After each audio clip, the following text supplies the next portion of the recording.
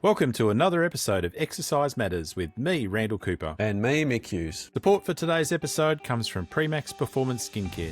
If you're active, you focus on strength, endurance and recovery. But what about your skin? Sweat, friction and the elements take a toll. That's where Premax comes in. High-performance skincare made for high-performance people.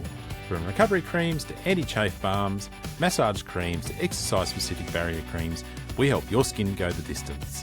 Keep your skin as fit as your body with Premax. Available now at premax.co. And support for today's episode also comes from Learn.Physio. Health professionals, are you staying ahead of the game? Learn.Physio brings you cutting-edge education from world-class experts in sports and musculoskeletal medicine. Online courses, hands-on practicals and expert resources, all backed by the latest evidence and designed to fit into your busy schedule. To be your best, learn from the best. Get started today at Learn.Physio.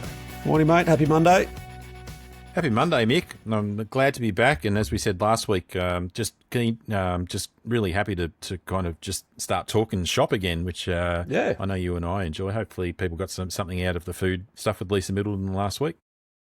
I'm sure they did. It was just one of those reassuring episodes. You know, like when you go to a conference and sometimes you wonder, are you going to learn anything new? And sometimes you walk away and think, I'd probably learn a few little one or two kind of key points that will sort of help my practice tomorrow. But probably the best thing I got out of that particular conference or talk was just reassuring that my current level of practice is sort of sitting in line with high level practitioners are doing. So that was a nice interview you had with Lisa. So thanks for doing that. And this week's Perla.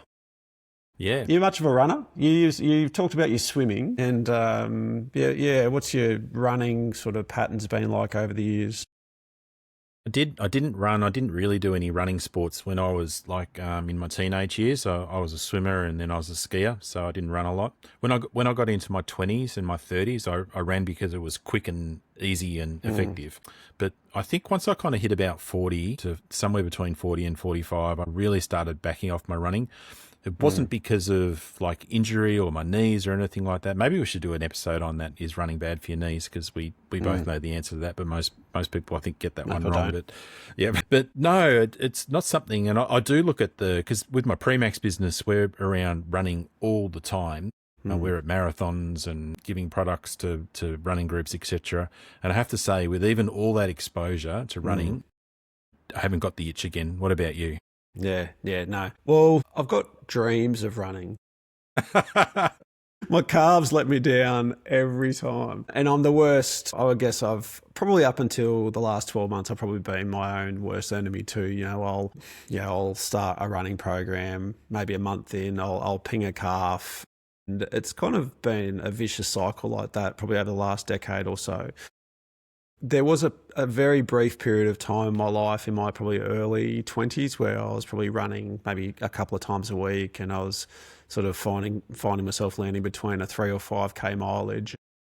It was kind of part of a bigger, broader kind of exercise plan. I was never, let's train for a 10 or a half marathon and let's put the work in. It was like, let's just run for basketball fitness, or let's just run, to supplement my weights training. But probably in the last decade, I get these kind of, early year goals of, trying to do a 5 or a 10 and be better at a runner and be a better, human and physio and start practicing what I preach a little bit more. But I've run into a bit of strife with my calves and Achilles over time. It hasn't been a big part of my life, to admit, but I know a lot of my patients love it, and obviously probably a lot of people you've worked with in the past have loved it too. So this topic in particular, I wanted to cover. And so we've got Professor Irene Davis, who's a huge name in the runners world. She's done a podcast with Peter Attia. She's been lectured all around the world. She's currently is the professor of physiotherapy at the University of South Florida, and she is a founding director at Spalding National Running center at Harvard Medical School, and she's done, bucket loads of work and teaching throughout the US. And I think if you're a physiotherapist, who's worked with runners and probably has a clinical bias towards running and trying to improve running, behaviors or rehab protocols or whatever it may be, you've probably picked up and have read many of Irene's work in the past and probably very familiar with the name. So I was absolutely chuffed to be able to have a chat with her and talk shop with Irene about foot strike patterns is probably it is the topic that we're going to dial into today, because you obviously with running you could pick any kind of subtopic of running, and we've got the luxury of a few different topics coming up. So, but this is the crux of this upcoming podcast. So it was fun. It was fun chat. And I think about the next few episodes that we do that will centre around running. Like, I think we should kind of say that, running obviously is, as far as just a singular kind of activity, has boomed in the last, really since kind of COVID. Running groups are everywhere. People are doing halves and fulls, marathons everywhere. But these episodes are also applicable to anyone who runs within their sport. So you play footballs, any of the codes, any of the court sports, even basketball and that type of thing. This will have relevance. These things will have relevance for you also. So I'm really interested to see what Irene's got to say. Just as a little bit of I know Irene too kind of thing. We, when I was at Olympic Park Sports Medicine Centre, we had a private in-service with Irene. It's probably about 15 years ago now. Yeah, she awesome. Kind of, this was when video calls just started, and we had like 2 hours or 3 hours with her, and she was amazing. Yeah, so I'm really looking forward to the comments that she's got today, and just see how that blends in with what she was talking about a few years ago. Yeah, yep. I guess to set the scene, I think, talking about heel strike or strike patterns in particular, I guess we probably just need to cover off, for those that are non-physio, non-running related and mindset people. We classically have 3 different types of strike pattern when we run, and if you read any papers, they're kind of often broken down into at least 2, more often than not 3 different strike patterns. So a rear foot strike is a pattern where the heel makes sense, but the heel will strike the ground first as they roll through. A midfoot strike, surprise, surprise, is where the middle part of the foot hits the ground first and has got more of a flatter faced contact with the ground. And then a forefoot is when the person strikes with the ball of the foot on the ground. So we've got that clear heel lift and a heel elevation off the ground when they hit the ground. So you sort of think about like that sprinter who stays on the ball. The foot is probably a classic example of that sort of forefoot striker. Researchers sometimes will, though, clump the midfoot and forefoot into the one group in some research papers to make it a little bit distinct from a true rear foot. So they'll clump them into what's called a non-rear foot strike, but they'll have rear foot as a standalone kind of entity. So only because sometimes forefoot striking can be less obvious as what a heel strike pattern can be. So I think the challenge is, and the problem with clinicians, is that the foot strike patterns carry a stack of myths, ranging from heel striking is always bad and will lead you into, serious knee problems, to, forefoot striking will eliminate all impact, which is not true. Switching to forefoot will instantly make you faster and bulletproof, and barefoot runners, never heel strike. So there's a whole, dirty world out there that exists, and a lot of myths that are out there, which we've hopefully tried to sort of bust in today's episode with the help of Irene. But I guess in summary, what we want to try and get, and this is probably what I asked a few questions in particular about with Irene, is, are there common striking patterns that different runners display, and we've got some evidence there in a group of long distance runners and some of the classic sort of striking patterns that they present with. Secondly, does one particular strike pattern reduce the risk of injury, or does it improve performance? We've got some papers to support that, and ultimately, if we do see a foot strike pattern, that may not be our choice or the runner's choice, and if there's goals of wanting to change it, can we change it? Should we change it? And if we do decide to come to that, how do we go about it safely? So there's a bit to get through. But yeah, Irene was really helpful in I guess, giving us her wealth of experience and knowledge. Yeah, I've got a clip with Irene now that I'll play, which will set the scene for the podcast episode ahead. So just hang on a sec, and I'll play that through. That's a great question, Mick, and let me thank you for having me on to begin with. So foot strike pattern has a very, very big impact, no pun intended, on your mechanics when you run. So when someone runs and lands on their heel, they experience a very quick rise to peak force. So it's an impact force, and you'll feel it when you run. That is not there when someone lands on the ball of their foot. When they land on the ball of your foot, there's a very gradual rise to peak in the force that your body experiences. And I'm going to call that your ground reaction force. And you may say, well, so what's the big deal? Maybe you have a little bit of impact. Some people, if they land on the ball of their foot, they don't. But that impact means that the slope, it's the speed or the velocity of it's a rate of loading that your body experiences. And the steeper that curve is, if you have a very quick impact peak, it's a very steep slope. And that means you have a very quick rate of loading to your body. And so we were really interested in this because, my advisor actually started out looking at rear foot strikers and forefoot strikers and noticed that forefoot strikers didn't have this impact peak. And then I noticed that there was a paper that came out, back in the 80s, where they looked at barefoot runners, and they found that barefoot runners don't land on their heel. They land on the ball of their foot. And so I started thinking about, maybe we were supposed to land on the ball of the foot. Maybe that's the way we're adapted to run. And the more that I've looked into it, the more I have been convinced, based on even photographs from Greek vases, many years BC, that depict man landing on the ball of their foot. And so it really made me start to think about maybe part of the reason that we're getting all of these injuries, doing something that we evolved to do, and to get injured at a rate of, let's say 50%. The average person gets 50% of people get injured in a year. That's a pretty high rate if you think that we're doing something that we evolved to do for survival.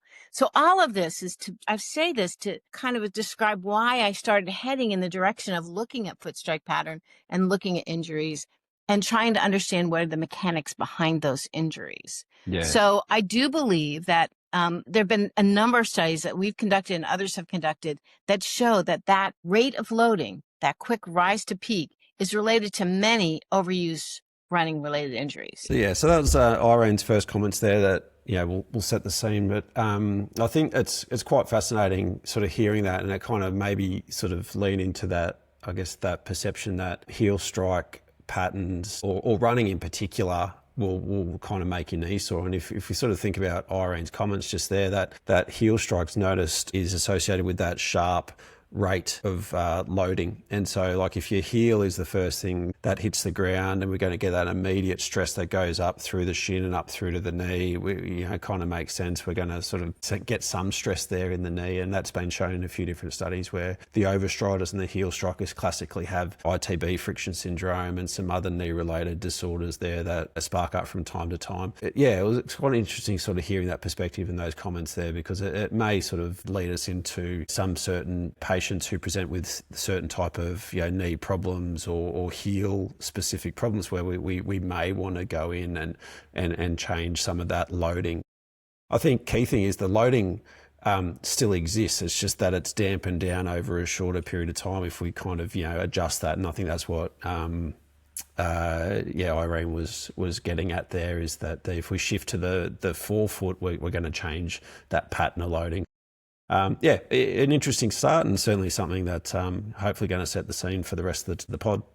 Yeah, and she made an interesting comment also about this is basically how humans have done it millennia ago before the rise of shoes. Yes. And you and I spoke about this before we kind of started recording this episode, but we've both read Dan Lieberman's book on exercise, and it's a great read if people want to read it, but it's a similar path. And he went and followed a bunch of people around the African tribes who have yet to kind of modernise. And he put them on treadmills, and he's done all sorts of things basically to analyse how these guys kind of ambulate and also run. And they're all forefoot strikers as well. So it seems like, and maybe this is what Irene's got to say as the comments kind of keep flowing, that as we've got into more cushioned modern running shoes, more and more of the population have kind of become heel strikers, which may or may not necessarily be a good thing. So I'm interested to see how this kind of pans out today. Yeah. Yep. So it's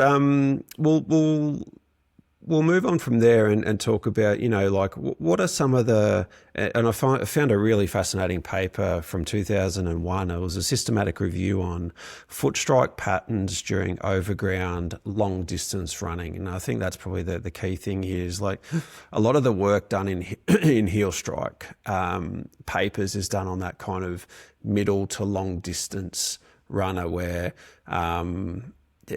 like you look at the sprinters that are running, 100, 200, the speed of what you need to run in almost eliminates you to be able to heel strike. So you kind of longer distance duration stuff, it tends to sort of shift the loading around the foot a little bit more. So you just a point of awareness there for anyone sort of listening to this. We're largely talking about middle to long distance runner here, but this is an interesting systematic review. So this one was looking at real world overground distance running of more than 10 kilometers of distance. And the questions the research authors were looking at, and so this was by Bovolino and Kingsley in 2021, how common are different types of foot strike patterns during the duration of a run? So looking at what are they like early in the race versus the end of the race? And do the runners change their foot patterns and their strike patterns as the distance increases? And is that foot strike pattern related to overall performance? So a few different interesting questions they were trying to get out of their paper. And they found 12 observational studies that they included in this meta-analysis and systematic review. And the distances range from 10-kilometre track race up to 161-kilometre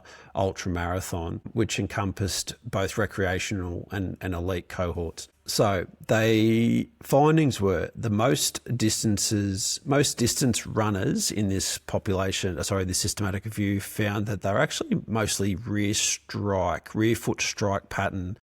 And even more, they shift to a rear foot strike later in the races. So we saw 79% of the included population here in this study were rear foot strikers.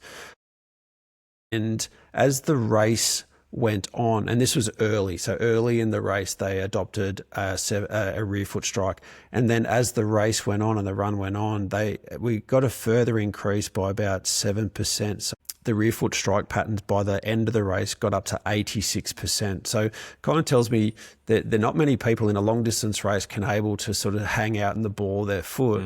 And as the race goes on, they tend to sort of, regress back to that kind of mid to back part of the foot as the race go on, as fatigue probably starts to creep in. Yeah, it's interesting. Point two is that, and it kind of leans into what we just talked about, a very small minority change their strike pattern as the distance increases, which we just talked about.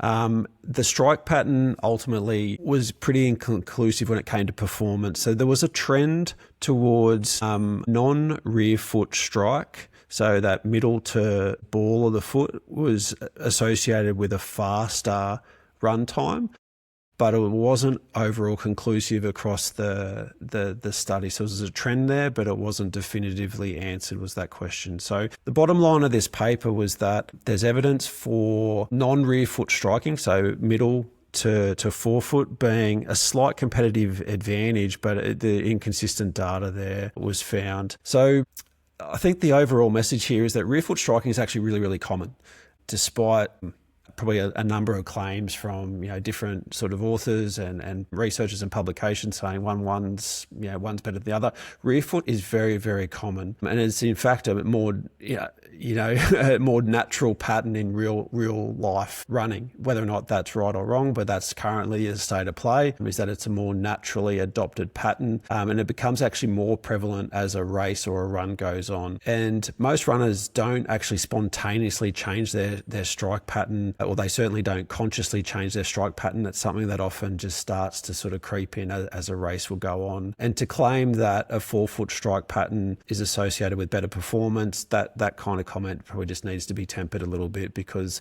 there was a trend there, but it wasn't absolute set in stone, hard quality evidence that justified that comment there. Yeah, interesting sort of start, but I was fascinated to see so many people were actually rear foot strike pattern, that had that rear foot strike pattern as opposed to be a kind of ball or a midfoot. But it also makes sense, like long distance run, like to run in the ball of your foot for 10 Ks minimum, if not up to a marathon distance or beyond. It'd be a lot of hard work for an amateur runner. The elite world, I'm sure there's probably some runners and some people that have trained their bodies over time to adopt that that forefoot strike. But I think everyday people that are taking up running for the first time, I would really be surprised if many of them can sort of complete a 10K to a half marathon, if not marathon, by hanging out in the ball of their foot for the whole entire race.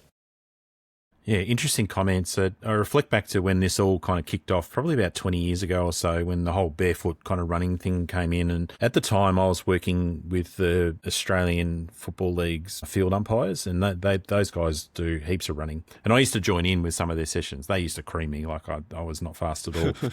But I went to some of these talks. Irene's was one of them. Dan Lieberman came out to Australia as well. And it's like, this makes a lot of sense. I am definitely a heel striker, and I'm going to see how it feels to kind of change over to being a forefoot striker. And it was so hard. It's like I started to integrate it in, and I knew, through loading principles, I shouldn't go too hard too early. But I did make a shift, and within maybe 2 or 3 months, I kind of got to the point where I could get around the Tan, which here in Melbourne's like a 3 or 4 kilometre kind of circuit. And my calves and Achilles were cooked at the end of it. Like, it was really hard work. And I got a feeling that it was borne out kind of in that study as well, is that maybe a lot of people think that for performance, you have to be a forefoot striker to kind of run well, because that's how Chip Kogo runs and some of the people they see on the Olympics. But when they start getting fatigued and tired, they revert back to probably what might be more biomechanically efficient, but higher ground reaction force at the same time. Yeah. And Irene talks about that sort of, that with, yes, we probably do find most people that, maybe present to you in the clinic who are recreational runners who are going through a string of problems with their hips or their knees or whatever. And then we start saying, maybe we should adopt a new pattern. Like, that shift is really key. Well, it needs to be critically thought about, and how we plan for that's going to take, literally months to sort of change. There's a lot of groundwork that needs to be done before we kind of all of a sudden make that shift. So it's a really big thing that we'll talk about, and that'll come out through the rest of the pod. Yeah, I was actually, the amount of people who are just naturally, a heel strike pattern is quite bigger than what I thought, but also now they've had time to sort of sit and digest it, it kind of makes sense. Like, those long distances, you probably just drift into autopilot, and you kind of just go to where your body wants to go. So, study 2 was probably looking at now an association where, does a particular type of running style increase the risk of lower limb musculoskeletal injury? So this was a cohort study, a prospective cohort study. So it's not a systematic review. It doesn't have the highest quality level of evidence, but it had a good population group of over 800 Army cadets. Once again, this is something that probably once again needs to be taken into context, is that this was an Army military population-based study. So we had 827 incoming cadets into the US Army. They were basically, their injuries were tracked over a 9-week cadet basic training program. And so we had 77% male, 23% females. Average age were 18-year-old, plus or minus a year. So young, mostly male military recruits. They looked at some normally looked at running biomechanical variables that we'll see in most studies. So they looked at stride length, ground contact time, cadence. They were all measured in a gait lab.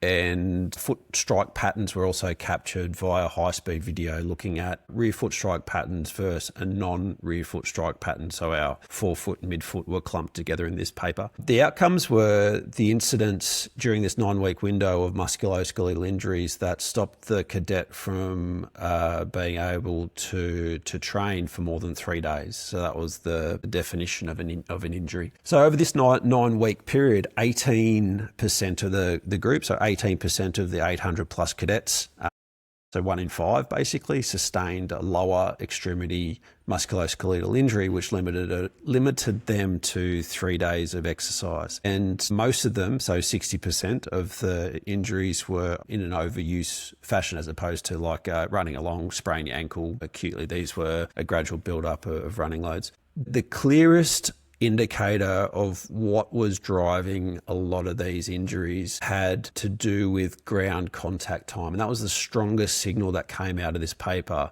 in that those that had a longer contact time, so more than 0.4 of a second, so they basically stratified it into under 0.4 of a second ground contact time when they ran versus greater than 0.4. Those that had a longer contact time of greater than 0.4 seconds had a 2 times greater risk of sustaining an overused musculoskeletal injury in this 9-week period.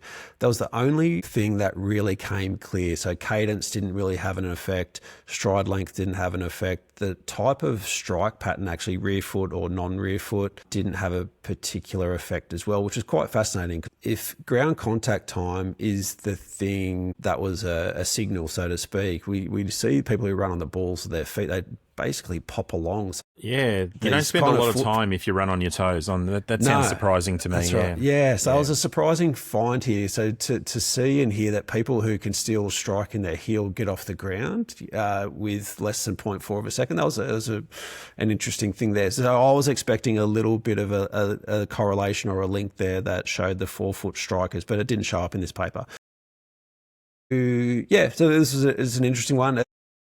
It's one piece of work out there, but it was more about what can we do as clinicians, when it comes to people's running behaviours. In this particular paper, it didn't have an effect on strike patterns, be it rear foot or forefoot, and we should be sort of looking at ground contact times as our potential screening flag for what we do. Yeah, interesting population. Big caveats here is that it's a population-based study, very young cadets going under intense exercise training, so probably very different to our maybe, mid-20s, early 30s kind of recreational runners, or our, 30, 40-year-olds who wake up in January, as we're seeing, roll in the clinic and say, let's go and do a 5K or a 10K. You've got to make sure that we're taking some of this information and using it in the right way. So yeah, it was a funny paper, but it was one that shed definitely a little bit of light there as to if we are going to pick on one particular thing when we look at trying to reduce the harms in our patients, ground contact time here in our runners seems to be one of these things that we might want to tune into. Yeah, the other thing with always those military studies also is they have such a unique physical loading compared to everyone else. So, for instance, marching, for so much of the day, being in boots, all these kind of things can influence these results. So I think it's a really interesting paper, and clearly it's got some relevance to anyone who exercises, but they are a unique population, and I think that's borne out with this study. Yep. I did ask Irene in our chat about cadence, because it often is a word that comes up with our running population. Do we adjust our step rate, our step length, our cadence? What are some of the levers we can pull to, I guess, adjust how we do run? And this was her comments on cadence, which was pretty fascinating. So cadence is interesting, because if you take someone and increase their cadence, and we did a study where we actually had half the group increase their cadence by 7.5%, and half the group, we retrained them to be a forefoot striker.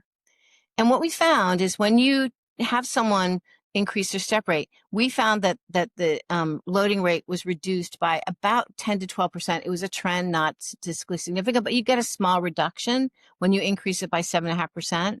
When you land on the ball of your foot, you reduce it by 50. So there's one big difference. But the interesting thing, Mick, is that when you transition someone to a forefoot strike pattern and give them no feedback on cadence, guess what?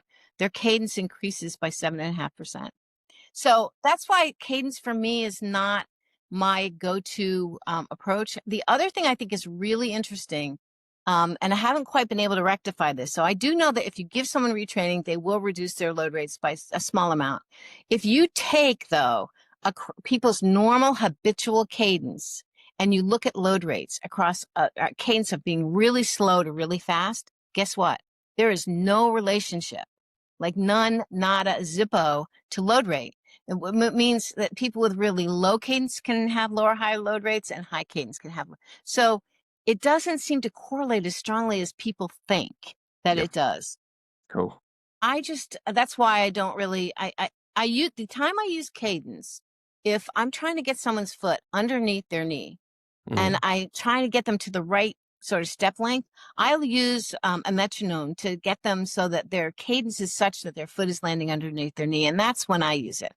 Yeah. So there's Irene's comments on cadence. It was interesting to hear that, when we sort of start thinking about one thing, if we want to sort of get into the ball, the foot, the cadence naturally improves anyway. So that was like a 2 for the price of 1 effect there. That I think with running, there's so many different things that you could think about. And sometimes we can get, this analysis by, paralysis by analysis kind of system where, like you start overthinking things way too much and all of a sudden now we don't know what to aim for or what to go for. So I like Irene's approach where she probably just targets one particular thing where we know we're going to get all this beautiful change beyond that. So that was my takeaway from that one.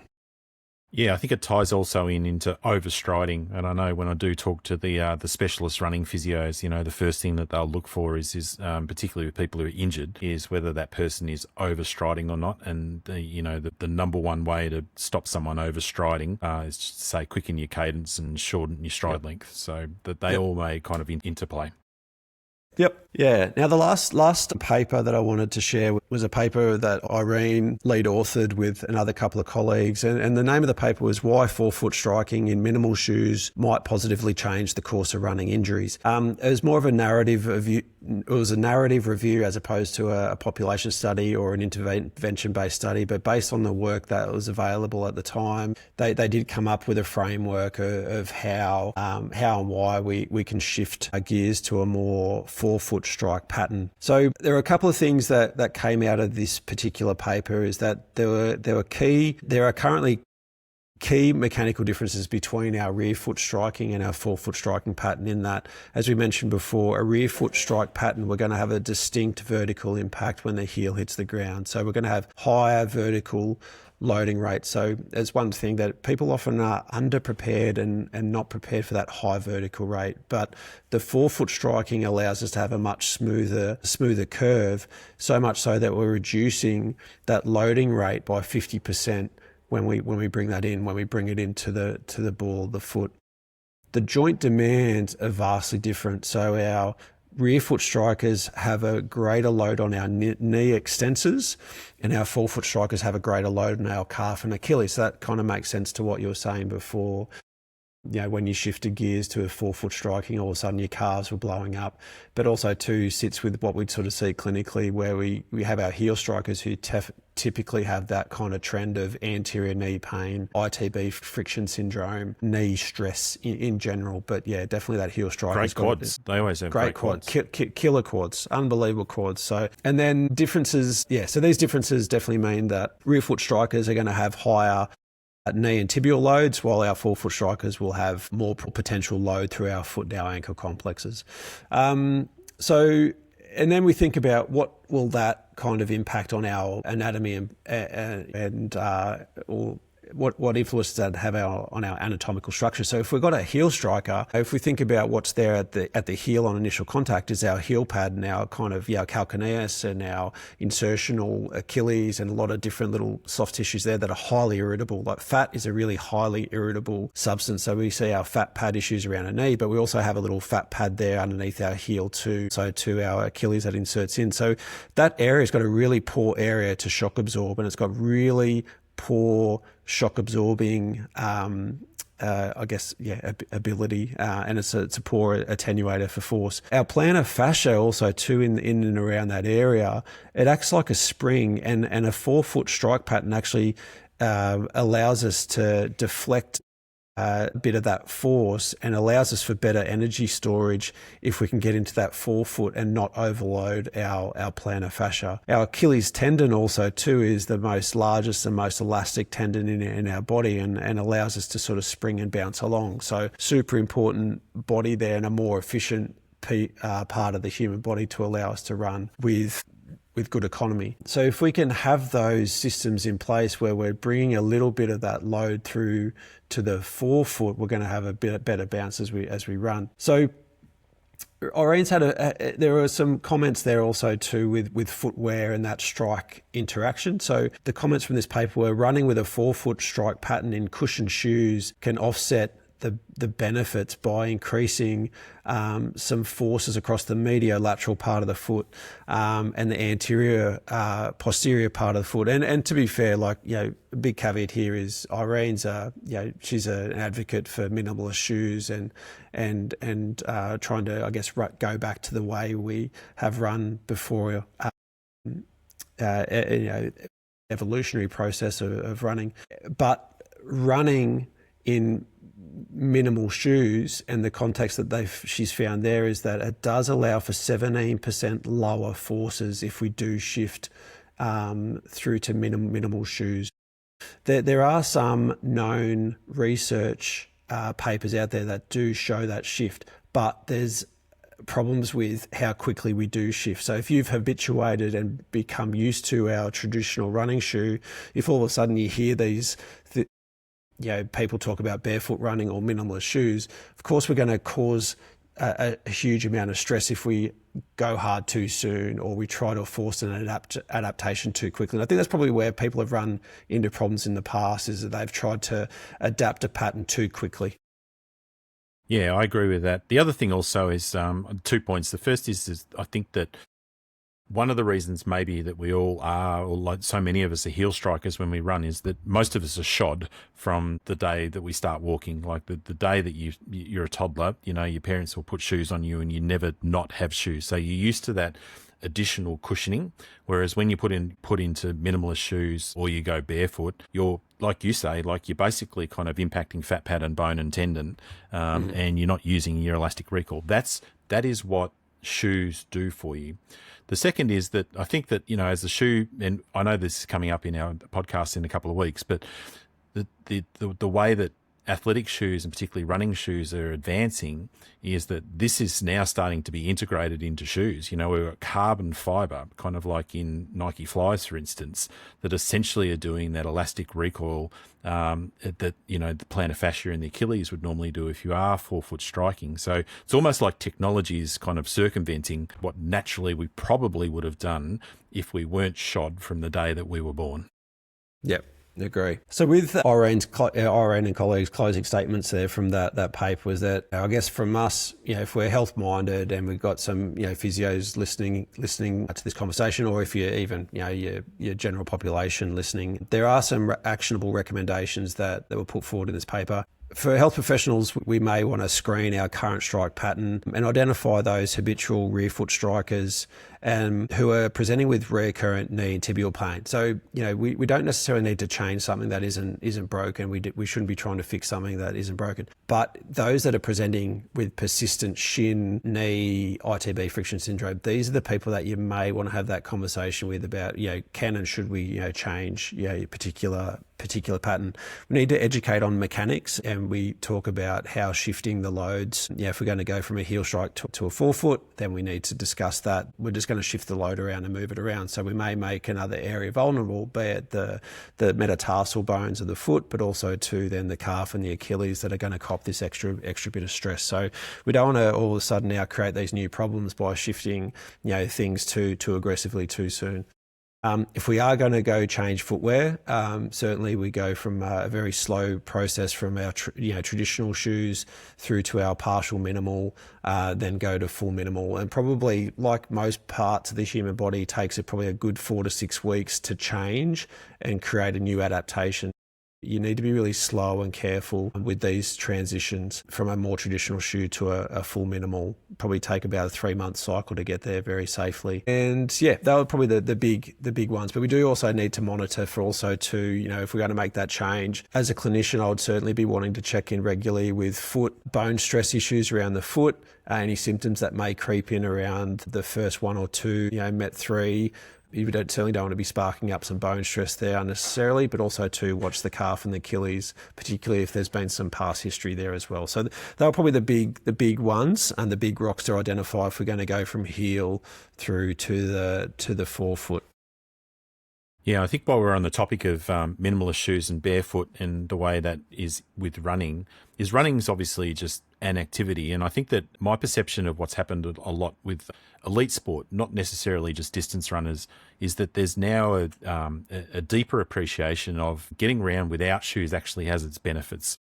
Not only is it just running mechanics, but it's also intrinsic foot strength, the ability for your foot to kind of handle load and motion rather than just kind of being fixed in basically a cushion the whole day. So what you see a lot, with sports teams these days is that they will still do their running sessions in runners. They'll still do let's say their on-pitch sessions in football boots, which don't have a lot of support.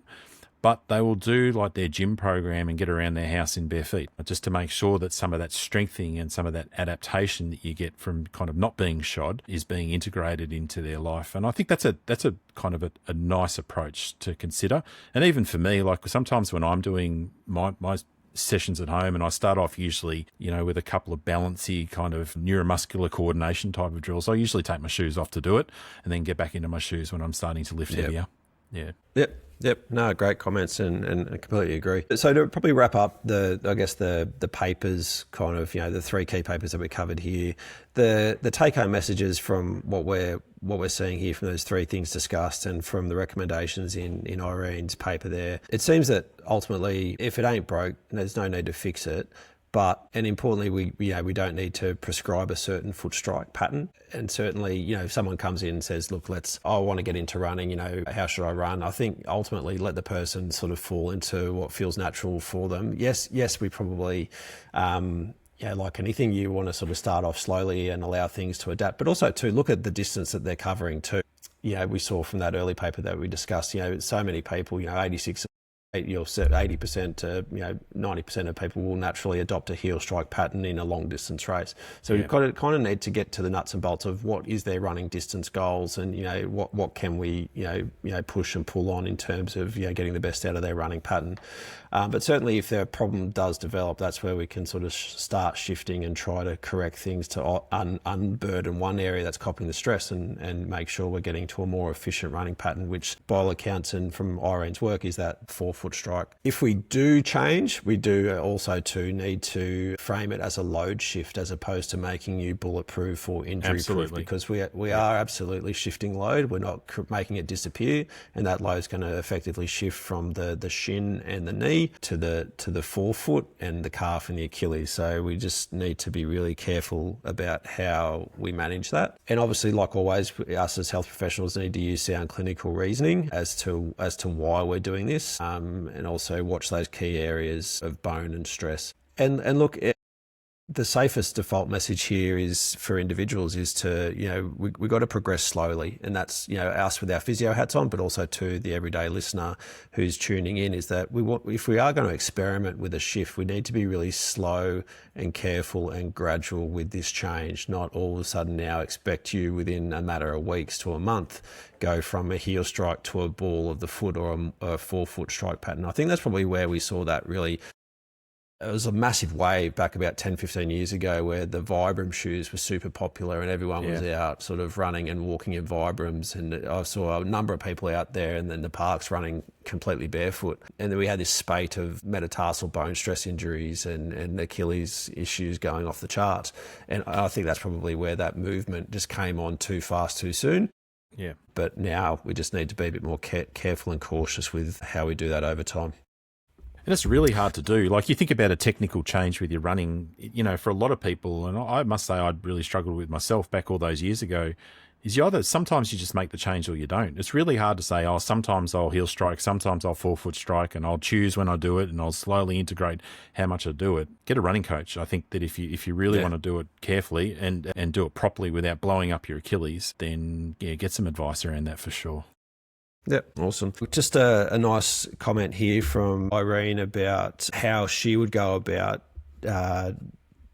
getting a person to sort of transfer into a forefoot strike pattern and some of the early work that would need to be done. You know, your comments really bring another point up that I think is really important to kind of reinforce, and that is that you wouldn't want to just take someone and have them be a forefoot striker. So, you know, just like if I go to the gym and I'm doing a new exercise, you don't just start with 100 pounds. You have to build the capacity to do that.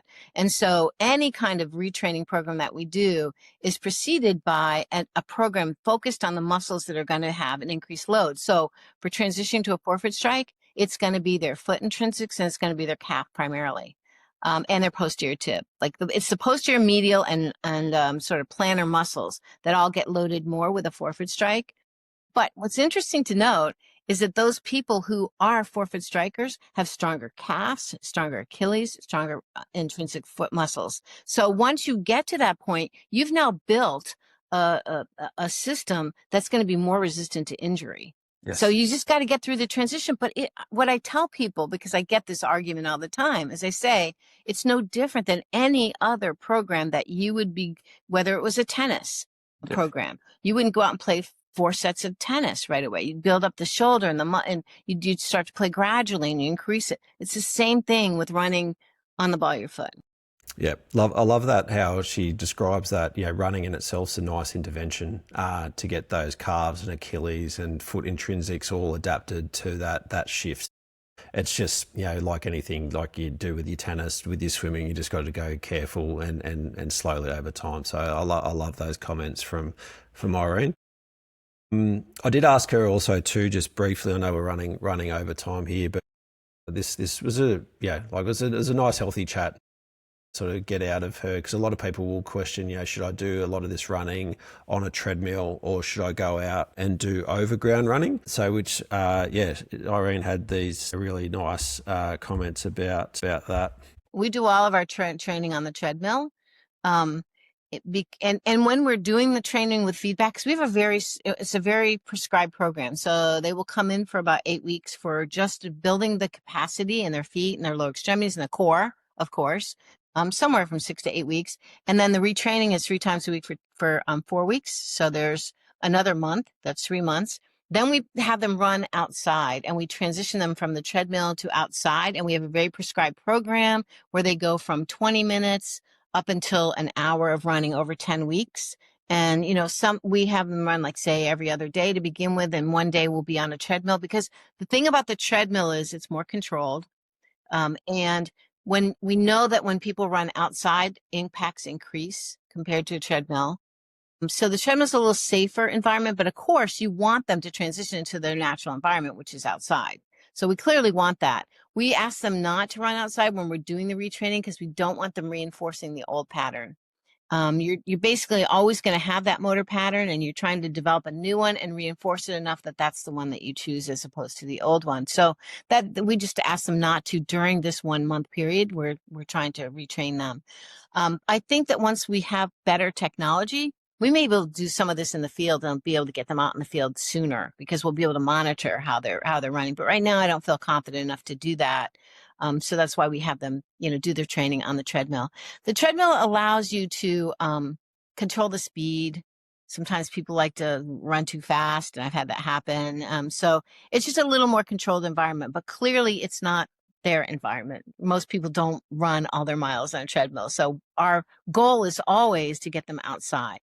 Yeah, so that was a nice commentary there. And I think that makes sense. Well, I love treadmill for me in the past too, just allows us to control the speed better. You can sort of work on the technique and even like from an assessment point of view and get some, to get some clear objective numbers about and measures about where they are striking. You can do like a 2D analysis where you can get a video camera from the back and from the side, and then you can start to really sort of fine tune how that person runs. And so, yeah, obviously, it's a very small sample and a small snapshot in time. And you do need to go outside if they're going to run, fives or tens or, halves outside.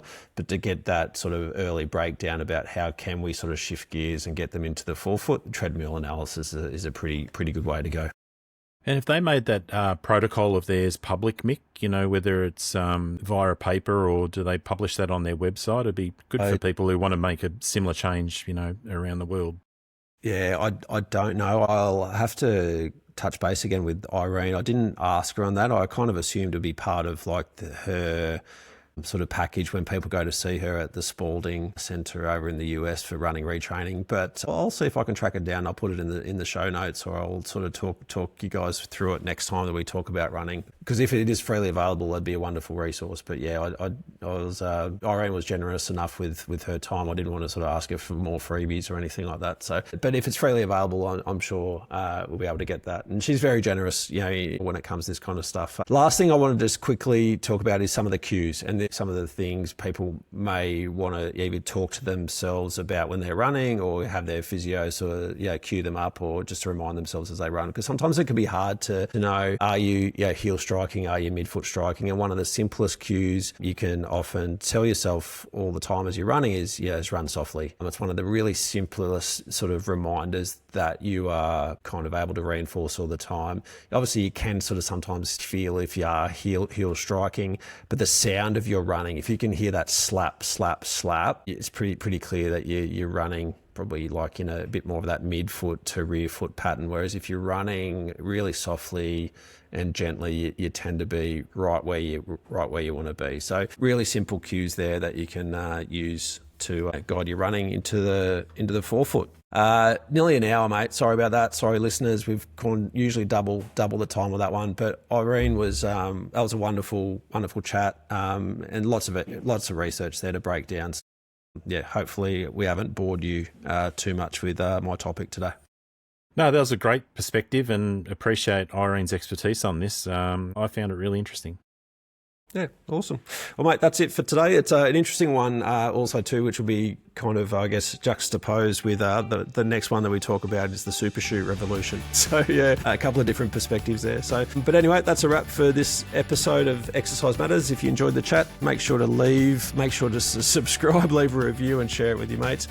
Quick disclaimer that this podcast is for educational purposes only and is not medical or individual advice. Please always seek guidance from a qualified health professional for your specific needs. A big thanks as always to our sponsors, Premax, high performance skincare for high performance people, and Learn.physio, world class education for health professionals. Let's see you next week. See you next week.